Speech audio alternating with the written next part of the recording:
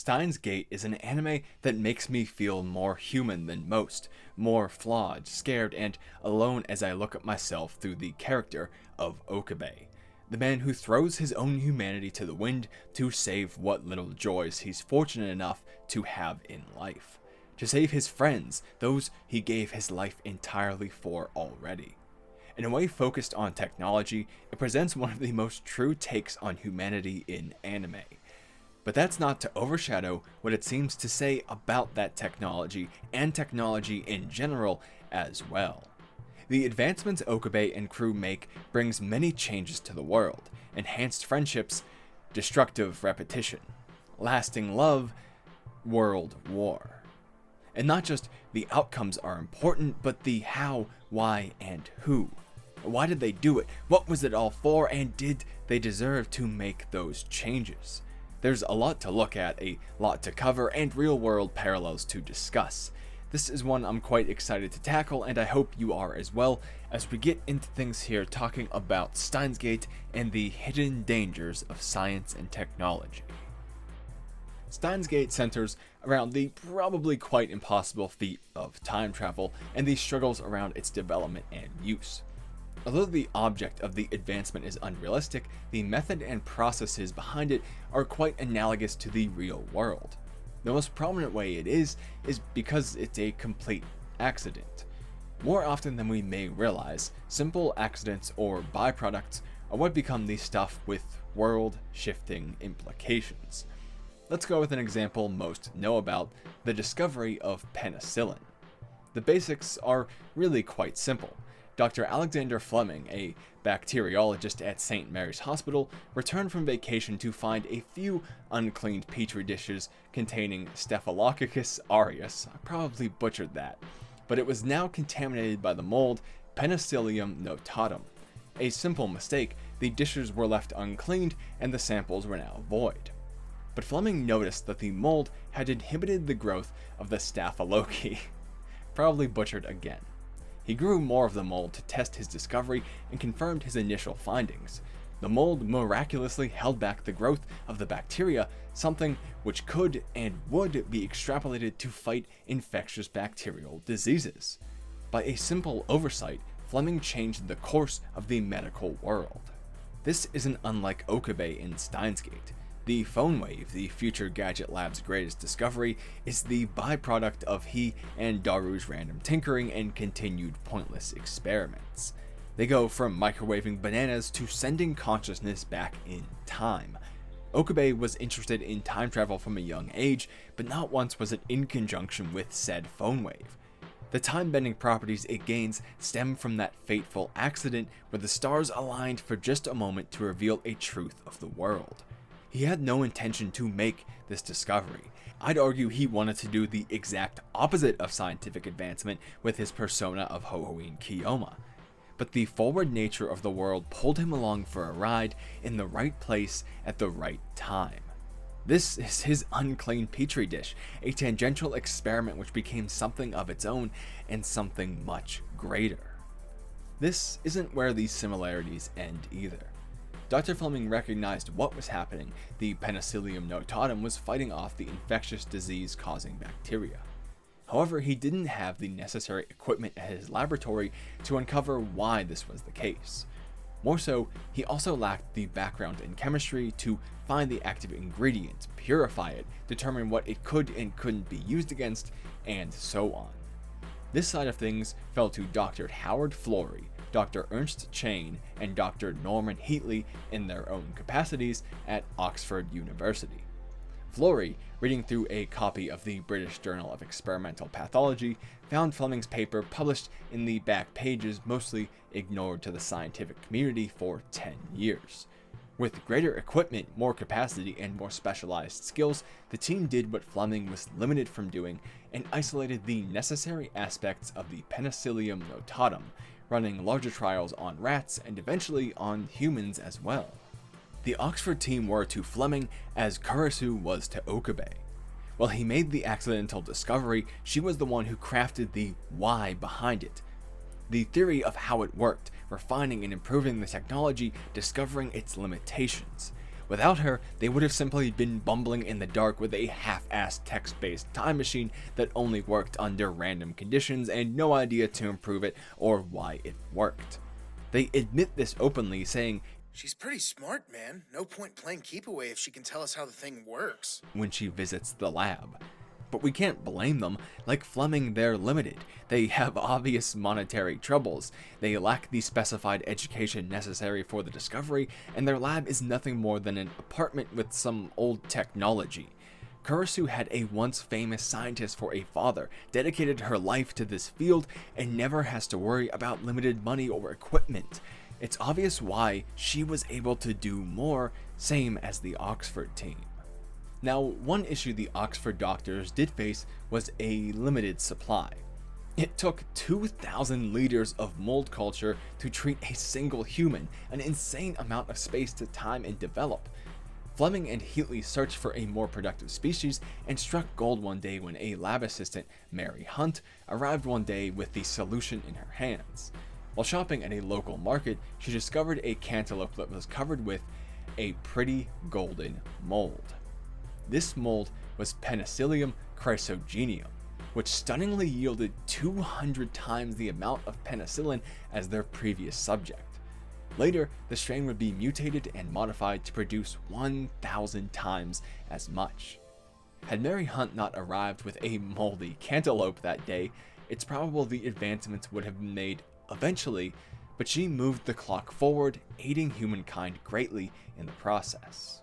This is like the discovery of the CRTV lifter in Steins. Sure, it wasn't pivotal to their progress. They were able to send emails before and continued to after. However, it meant they were able to advance faster than before. There was no more mystery as to the limited time frame, centering their efforts more on the advancements to be made rather than the limiting factors. And it was all because of chance, the remote falling in just the right spot when Okabe was in just his own right spot and at just his own right time. Had that not happened, the anime would have played out the same, but their timeline would have been shifted back. Sometimes it's not just an accident that changes the world, it's a lot of them all happening in sequence. And here's where the worlds diverge. Penicillin changed the world for the better. In World War I and prior, infection was more lethal to soldiers than combat itself. The death rate for bacterial pneumonia sat at 18% during the First War. For World War II, coinciding after and during the penicillin advancements, the same statistic fell to under 1%. It's clear and obvious how it affected the world for the better in any number of other situations we could look at as well. In Steins Gate, it's the opposite. The phone wave eventually leads to the destruction of the world under CERN's rule, depending on the world line. Their accident, rather than saving many lives, ends nearly all of them. This is one of the dangers of science. Accidents have no ethics. A random text that shifted world lines induced no thought of consciousness, right or wrong. It has no capacity to do so, nothing within it that would make those ideas present. What if, rather than halting just the infectious bacteria, Fleming's discovery actually halted the growth of life in some way? There's no science behind this, but let's imagine. The Oxford team picks it up, still believing it to be a bacterial cure. They begin to test it and see that instead of helping their test rats, it kills all of them. Now, the world has this knowledge in existence. We can't go back to not having it. They uncovered a mass bioweapon by accident, and even if they intend well, the rest of the world may not. 100 good-intentioned people can be overruled by one ill-intentioned person. By searching into the unknown, we may have only found a danger to our own lives.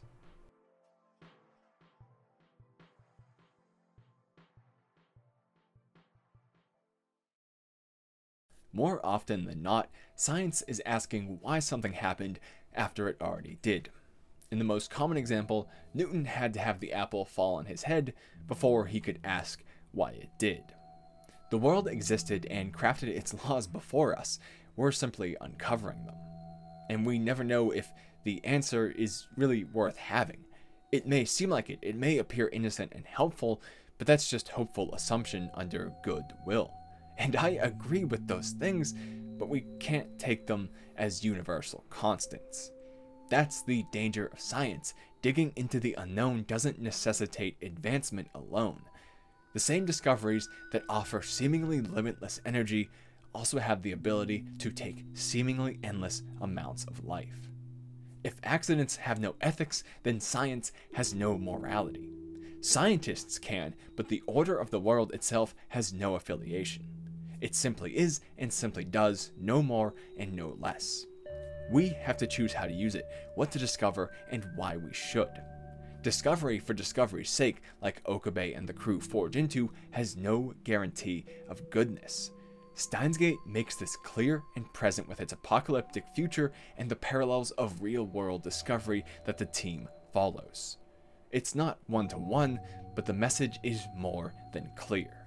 That's the overarching principle of danger and technology, but it doesn't provide enough specificity to cover as much as the anime does. One of the brilliant aspects of Steins Gate is how casually it covers the concepts under that umbrella. Most of the time, they're in the backseat, sliding vaguely into frame under the pretense of Okabe's personal distress. In fact, this casual nature is in itself something about the dangers of technological advancement. It's odd how slow the anime is up to the halfway point. Eventually centering around the collapse of the world under scientific tyranny, you'd think there would be something more to the anime than a bunch of kids sending texts back in time to better their mundane lives. It's midday naps, card game tournaments, and party planning episodes.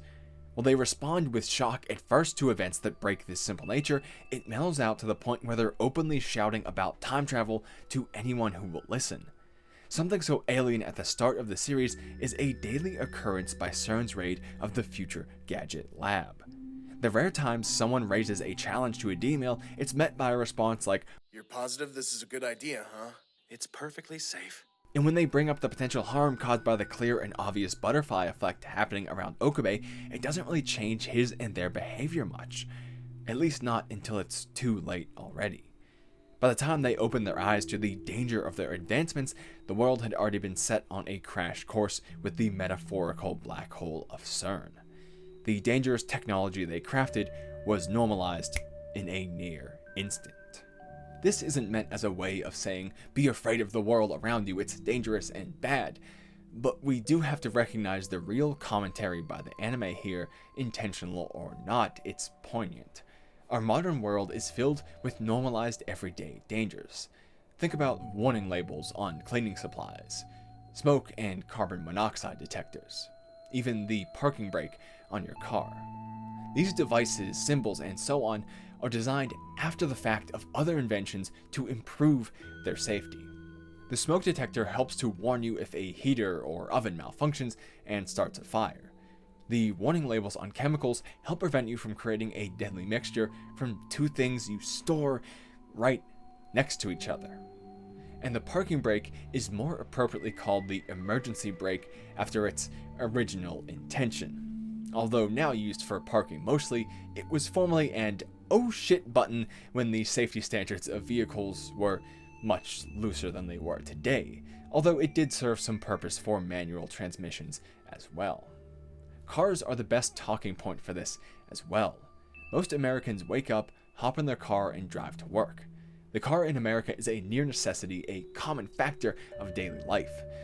And every year, 38,000 Americans die in car accidents. It's a shocking number to hear out loud.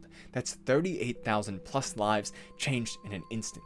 Mothers and fathers and sons and brothers and daughters and sisters, all of them mourning someone taken too early. And this is just a part of daily life. 38,000 deaths per year is 104 a day. Yes, cars are one of the pinnacles of our advancement in freedom and the ability to travel anywhere at any time, but these deaths are only the afterthought created by amoral technology. Do we ban all cars? No, but we have to recognize and deal with the danger they present. The introduction to an article on automobile safety from the Smithsonian has this telling quote about the early years of cars.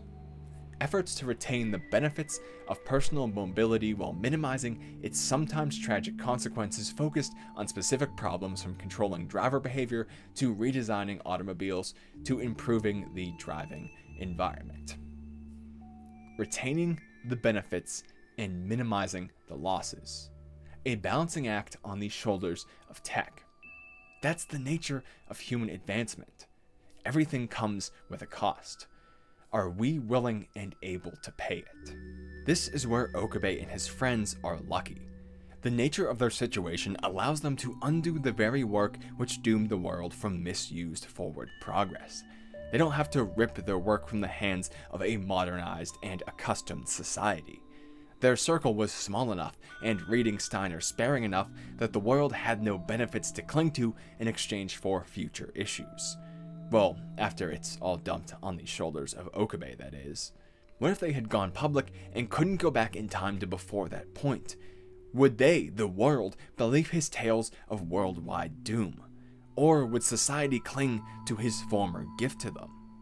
The narrative prowess of Steins Gate is putting the natural progression and regression of science onto one man. It still follows the pattern, even in their luck, however. They fail to acutely consider the danger, opting to explore blindly into the overgrown forest of discovery, hacking away at branches and leaves and hoping a hungry beast doesn't lurk around the corner. Something we do every day with much less pomp and circumstance. That, the normalization of harm, is one of the dangers of science.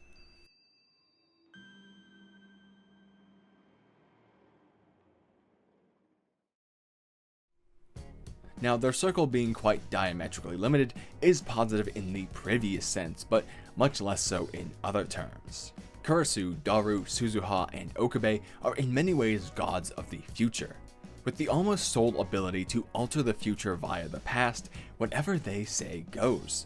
And even further than that, the true power rests solely within Okabe and reading Steiner. It manifests somewhat in every character, but none so acutely as in him. In the final episodes, the others are forced to believe in him and Suzuha. They have no way to prove their claims. The reason of change is solely theirs, while the stuff of change is shared within the group. Isn't that kind of insane, knowing that every life depended on a number countable on one hand, and just on a bunch of kids living their lives and having fun, not scientists or leaders of the world? And no one outside of CERN that didn't set foot in that lab had no idea. No idea that the world was in this man's hands. Luckily, they have pure intentions. But what if not? What if Okabe decided that actually the world deserved to see CERN rule or world war? That it had never accepted him, so why should he save it? Is it really of any worth to him? What if he didn't have those friends and that love he actually fought for and thus had no reason to see through the alpha divergence? And he would have had complete rule to do so. By the nature of their discovery, they hold sway in the fate of the world. This, although not normally so exaggerated or grand, is true. I have a very personal connection to this aspect of the dangers of science and technology. I by no means hold the fate of the world in my hands, but I can, however, at any time take the fate of a few others into my possession. I'm an engineer, begrudgingly by day, somewhere between automation, controls, and electrical. Now, basically this boils down to I design and build control systems for automated processes. Think of an assembly line. I make that kind of stuff work. Now, one of the largest considerations of my job is safety. From fuses to emergency stops, I have to make sure that what I'm working on has the lowest chance possible to cause damages to surroundings and human life. It's not something we like to think about, but it's a truth of automation. However, this means if I do my job wrong, say even purposefully so, I could end someone else's life. And oftentimes, people not specialized in what I do would be unaware of a lack of or tampering with the safety features I have to implement. They wouldn't even know what was coming, yet their life is mine to control. Just like how no one knew the world was Okabe's. And the danger of knowledge doesn't end there. Knowing safety features means knowing how to defeat safety features. Say you have a simple system with a warning light and an alarm. I can remove those from operation simply and easily so no one would know the difference. My knowledge based on preserving life gives me the power to do the exact opposite. Now, I'm fairly close to the metro line for my city. The control panels that handle the warning lights and barriers are right there. You can hear the relays clicking on and off and on and off with the lights. I could cut power to the motor controlling that arm or those relays and reroute it to the signal checking that power is reaching it, making it look like everything was perfectly fine, when in reality, every single safety feature was stripped out. I wouldn't doom the world, but at the correct spot I could cause a fatal accident at the same time as shutting down a major leg of the city's transportation, road, and rail at the same time. My education is invaluable for terrorism. The very nature of our modern society is such that a minority of the people know how technology functions, like how a near 0% of the world knew of the phone wave and CERN's plans. In the real world, 6.2% of American jobs are in STEM. And uncovering that even further, most of that is specialization working in unison to achieve a grander result. The phone in your pocket, the device you're watching this on, the power you charged it from, the transportation you took to buy it. These are things out of most of your hands. And that's not some elitism or something, that's how society is built, and other fields are just as valuable as mine. And hell, to prove this point even further, I don't even know how stuff I use every day works. I know how a phone works just as well as most of you. But it's undeniable that science and technology have a stranglehold on the modern way of life. For us, it's the essential functions of daily life. For Steins Gate, it's the life itself, in peril from time manipulation. Different sources with the same principle, the lives of many in the hands of the few. Along the same lines, think about CERN in the world of Steins Gate. How many people know of its true activities? Well, there's those involved at CERN directly, those writing the reports, but not MOACA or their agents. They were kept in the dark and managed by their handlers. Okabe in the future Gadget Lab do, but their knowledge came with the hyper-specific requirement of the IBN 5100. Is that a big deal? Dude, it's not just retro, it's like the rarest of the rare. And even then, in some timelines, CERN themselves allowed the information to be accessed to in turn reach Daru's system, so it was only by their choice that others knew. Given their plunging of the world into chaos to protect their status and information, we can assume the lips were the tightest any have been. Coupled with this is a general lack of understanding of such intense science. Again, this isn't to try to be elitist or anything, but the level of knowledge it takes to consider, evaluate, and examine the things they do at the real-world CERN is miles above my head. I have nothing but respect for that level of dedication and wisdom. I accept their discovery with open arms and a nice, plain English summary. But what's the consequence of this? What are the downfalls of being so uninformed? Sure, the discovery of the Higgs boson by CERN wasn't a secret by any means. Months before the official announcements, there was speculation and leaks of all kinds. But they could have come out and said anything with any explanation that sounded smart enough, and I would have believed it. Why would I not? These are distinguished members of the scientific community giving their lives to science. Daru expresses the same sentiment, saying bluntly to Okabe, You just told me maybe the LHC could do it. Who's to say they haven't? Oh yeah. Nah. CERN told everybody they struck out, man. He doesn't question that statement because why would he? This is a fantastic little detail on our topic at hand. When the early episodes of Steins Gate dip into reality for a second to address miniature black holes at the Large Hadron Collider, they rightfully say it's an impossibility. The science just doesn't add up to any danger whatsoever. I think that's what the articles about the opening of the Large Hadron Collider state, at least, but I don't have the capacity to verify that myself. And even when there are those that do, are we all actively out there looking for that info? I try to stay informed, but at best I can just take their word for it.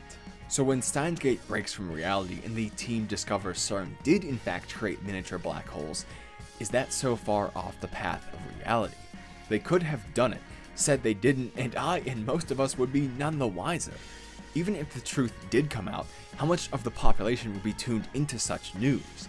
How much of the population would know the true danger that might pose? As far as it concerned most of us, we'd still wake up, brush our teeth, go to work, and live our lives the same exact way. Do you know what CERN is working on right now? I don't even know what my own university was researching.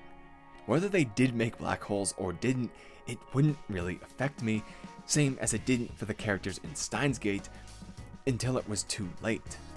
These characters are insanely smart, almost eerily so. The speed at which they craft theories and fix unfamiliar tech is iffy to me.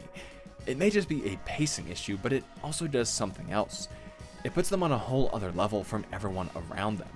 This is how I feel looking at the novel-length papers and notebooks worth of equations from leading scientists. And that's dangerous. Kurisu being so smart is dangerous. She holds too much power that most have no access to. It's fitting that she's the catalyst for world war in that way. It's very fitting that someone with ill intentions took her good intentions and turned them into world war. CERN is the same way, filled with people like her.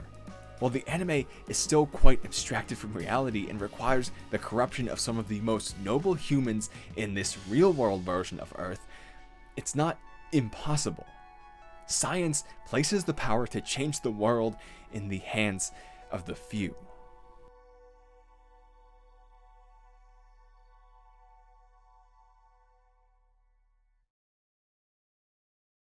And for one aspect that relates more closely and thematically to Okabe's character, is science the right way to solve human issues? Yes, science is in essence the rules and laws of nature which everything within observes and abides by. If we can't explain it now, we likely just haven't found the explanation yet. Everything, despite a chaotic appearance, has structure and math behind it. Everything has initial conditions and everything will have final conditions. This is why Okabe, acting as a mad scientist, uses and allows the phone wave to be used to solve the human issues around him. There's a solution to these problems, and even if he can't quite provide the answers as a man, he can as a mad scientist. That's how he uses his advancement. The discovery of time travel becomes the utility of human emotion. These two things are just not alike. At least they don't feel like it. But how often are we at a loss of words at the behest of someone else's emotion? How often do we find ourselves feeling something we just can't explain? It happens to me nearly every day. Are human emotions really just the result of chemical calculations we don't understand yet and nothing more? Having a solution would feel reassuring in some ways, knowing maybe we could make ourselves more whole, but I think it might leave a hole as well. It would feel empty knowing that all we are is another facet of species continuation and nothing more. Immanuel Kant argued that we as humans held an inherent value because we had the ability to act against nature, something which makes no sense for a creature whose existence is within nature. We have a value to look at what made sense and do something that made no sense. Kindness, the act of giving food to a starving person, makes no sense from a natural or survival standpoint. Okabe changing the lives of his friends at his and the world's risk makes no sense from a survival-based sense. Yet we are capable of doing so. So it always comes as a hard pill to swallow to me that one day we could solve humanity and fix all of our issues through technological advancement. And it seems Steins Gate takes a similar stance that we're more complicated than science can solve. Okabe takes it on himself to remove the pain of others, inadvertently destroying the world in the process. From Ruka's sex to Ferris's father, he removes some of the defining factors of their beings and at the same time the anguish these elements caused them. And then, through weeks of personal hell, he has to watch his longest friend die over and over and over and over again. The only way to stop it is to undo the very acts of kindness that led here. Why? Why do his pure intention actions force this on him? Could we call this some karmic nature of the universe replacing what he stole? Is pain a constant of the nature of life, and it needed to be replaced somewhere else, namely by the man who played with science to do so? It's like Steins Gate is saying, this is special, this is life, this is the nature of being, maybe even the soul. It's something untouchable by technology, and doing so is going to cost you. We have to consider With all the time and effort humanity spends trying to solve itself, is it something we should be doing? And this is a question for philosophy and for science.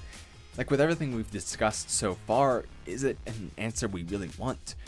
Do we want to simplify ourselves so much? Know what really makes us us?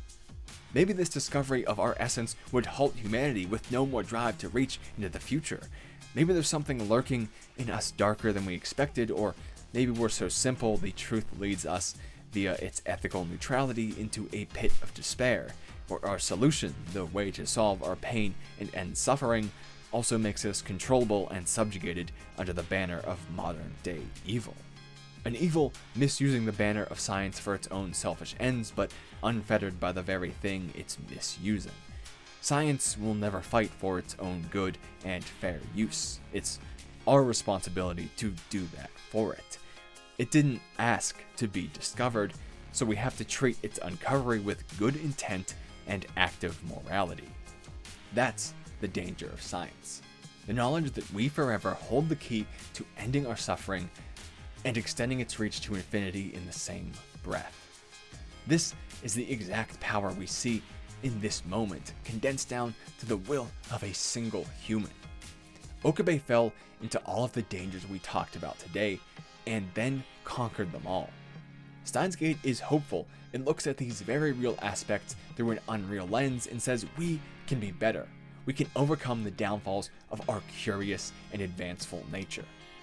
Okabe does it in one of the most compelling fashions in all of anime. Are we ready to do the same? That is our problem to solve, the dangers of science and technology. And that was a long video. Quite a jarring transition there, but I've been recording for a while and it's very hot and I'm a mess, and this was very face to camera heavy. A little bit less focused on the anime than maybe previous videos have been, although it's thematically and contextually connected to the anime, and I think an important point of understanding deeper into Steins Gate as well, and that's something worth doing because it really is such a fantastic anime, one of my 3 only 10 out of 10 ratings. But let me know what you thought of this video, of the custom B-roll and a bit more face to camera and a little bit less clips. It's not something I want to stick to all the time. I do like having a lot of clips because it's about the anime, but it's a different take, so we can see how it does and how you enjoy it. So like it if you liked it, dislike it if you didn't, leave me a comment letting me know. Also, I'll have some links in that description talking about down below to my Twitter and my Discord if you want to follow me a little more closely, join in on the stuff going on in Discord, all of that lovely stuff down there. Also, going back to comments, because my organization and outros is terrible, leave me a comment letting me know what you'd want me to address, what you thought of this video of Steins Gate, if you have anything you think you could add, because these discussions really become, something about all of us. I think not just seeing people who take it to help understand the anime better, or who don't, or people who have something else to add or disagree but agree with some of the ideology of it, or whatever you'd call it.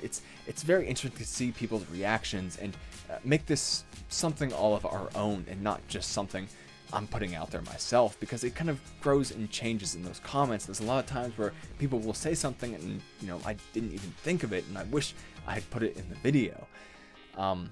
But speaking on that, I'm going to start doing something to make that community aspect a little more driven, and actually put some featured comments in the next video following that video. So the next video that comes out after this one, I'll feature a couple of the comments I thought were best from this video. So if you want to get a little bit featured in kind of like the midsection of another video, leave some good comments down there below. I've rambled for way too long in this outro. I probably have more to say, but screw it.